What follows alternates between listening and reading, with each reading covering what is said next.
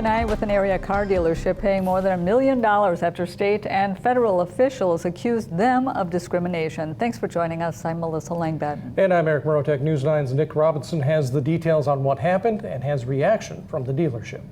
After allegations of discrimination against Native American customers, the Rhinelander Auto Group has agreed to a settlement.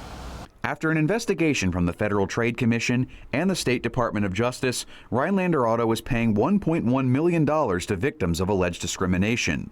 The investigation claims that the dealership charged Native American customers on average nearly $1,800 more than white customers, between increased interest rates and junk fees dating back as far as 2016. The parties agreed to settle out of court, and while he was at an event in Mosinee, Attorney General Josh Kaul spoke with us about the settlement.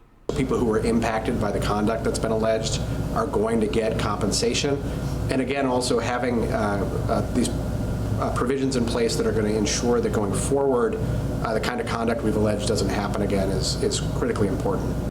Kaul said that going forward, the DOJ will monitor Rhinelander Auto to see if they follow through with the terms of the settlement. Well, we've requested that there's what's called a consent judgment that's put in place. And what that means is that there's going to be a court order that the defendants in this case are going to have to live up to.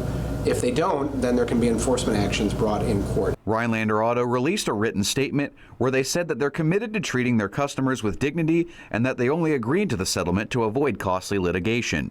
They also denied that any of their staff were involved in discriminatory business practices and said that their employees are, quote, ethical, decent, and very good people. They went on to say that their statement is not an admission of guilt and that they're happy to put the incident behind them. In Rhinelander, Nick Robinson, News 9 WAOW.